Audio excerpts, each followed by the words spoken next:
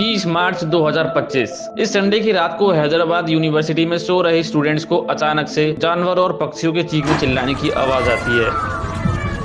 और जब वो बाहर आते हैं तो उन्हें दिखता है कि लगभग 50 से ज्यादा बुलडोजर्स उनकी यूनिवर्सिटी के बाहर जो जंगल था उसे डिस्ट्रॉय कर रहे थे। जैसे ही ये खबर स्टूडेंट्स में फैली, सुबह होने तक स्टूडेंट्स ने प्रोटेस्ट करना स्टार्ट कर दिया।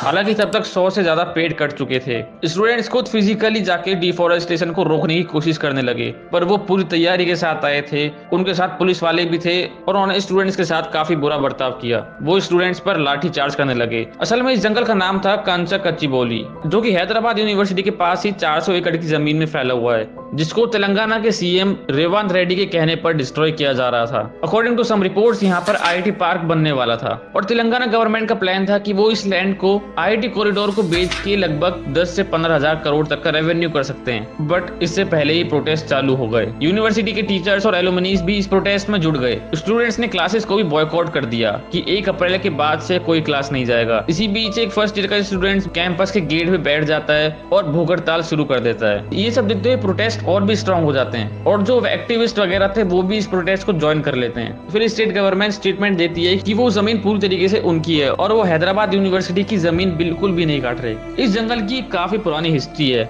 यहाँ पे काफी टाइम से लीगल बैटल चलता हुआ आ रहा है यूनिवर्सिटी ऑफ हैदराबाद और स्टेट गवर्नमेंट के बीच में। यूनिवर्सिटी का कहना है कि ये कैंपस की इकोलॉजी है, मतलब कि उनकी जमीन है, और वहीं स्टेट गवर्नमेंट का कहना है कि ये उनकी जमीन है। ये लीगल बैटल 20 साल तक चलता रहा, बट पिछले ही साल मई 2024 में स्टेट गवर्नमेंट जीत जाती है और अब ये जमीन उनकी हो चुकी थी। अब इसके बाद मार्च 2025 तक कोई एक्शन नहीं लिया जाता, बट तभी 30 मार्च की रात को 50 से भी ज्यादा बुलडोजर आते हैं और इस जंगल को अचानक से काटना शुरू कर देते हैं। उनका कहना था कि ये एक फॉरेस्ट लैंड नहीं है, बल्कि ये एक रेवेन्यू लैंड है और यहाँ पर पेड़ टाइम के साथ उग गए हैं और इसलिए ये जंगल बन गया है। अब तारीख आती है 2 अप्रैल की, तक यहाँ पे 2 किलोमीटर स्क्वायर तक का जंगल साफ हो चुका था। 2 अप्रैल को 2 PIL फाइल करी जाती है तेलंगाना हाई कोर्ट में। पहली की जाती है वाता फाउंडेशन की तरफ से, TCIIC यानी कि Telangana state industrial infrastructure corporation. इस कॉर्पोरेशन को जिम्मेदारी दी जाती है इस जंगल को साफ करने की, और इसलिए वादा फाउंडेशन का कहना था कि TCCI को ये जिम्मेदारी देना बिल्कुल इलीगल है,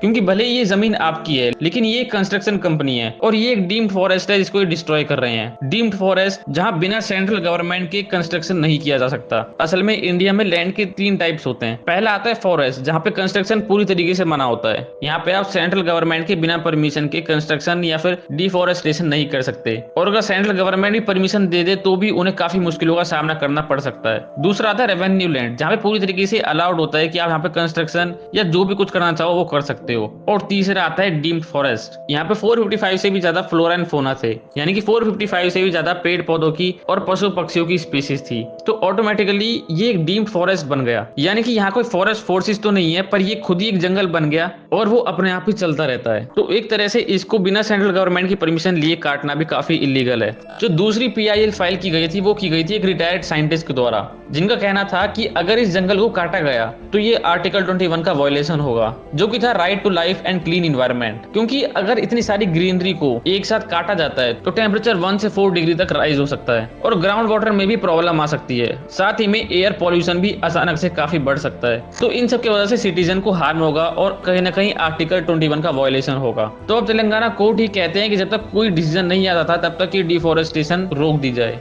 अगले ही दिन सुप्रीम कोर्ट ने इस पूरे मामले को अपने हाथ में लिया। असल में सुप्रीम कोर्ट खुद से ही इंटरफेयर कर देती है अगर उन्हें लगता है कि कोई बड़ा मुद्दा उनके देश में चल रहा है, इंटरफेयर करने की जरूरत है। तो सबसे पहले तो सुप्रीम कोर्ट ने तेलंगाना गवर्नमेंट की डांट लगाई और शौक जाहिर करा कि आखिर इतनी जल्दी क्या थी जंगल काटने की। उन्हें ये सब एक्सप्लेन करना होगा कि आखिर वो इतनी जल्दी जंगल क्यों काटना चाहते थे, क्योंकि जिस तरीके से उन्होंने रात में काम शुरू करा था उस तरीके से क्लियर लग रहा था कि वो काफी जल्दी में इस जंगल को काटना चाहते थे, और इसलिए सुप्रीम कोर्ट से डिसीजन आता है कि ये डिफॉरेस्टेशन रोक दिया जाए। ये सुनने के बाद स्टूडेंट्स में खुशी की लहर दौड़ जाती है, क्योंकि कहीं ना कहीं ये स्टूडेंट्स के लिए एक बड़ी जीत है। बट एक बड़ा सवाल है कि आखिर गवर्नमेंट को सब पता होते हुए भी कि पेड़ एनवायरनमेंट के लिए कितने जरूरी हैं, और खासकर आजकल की इन्वायरमेंटल कंडीशंस को देखते हुए इतनी सारी ग्रीनरी को उड़ाना एक खतरे से खाली काम नहीं है। तो आखिर गवर्नमेंट दूसरी जमीन पर ही आईटी पार्क्स बना सकती थी, पर आखिर वो इसी जमीन पर क्यों बना रहे हैं? तो शायद इसलिए क्योंकि ये आईटी कॉरिडोर के पास था, उसके पास ही वो एक शानदार आईटी पार्क बनाना चाहते थे, जिससे शायद उनको काफी अच्छा खासा रेवेन्यू मिलता। आप in before and after satellite image को देख सकते हो। ये देख के आपको पता लगेगा कि सरकार कितनी जल्दी में थी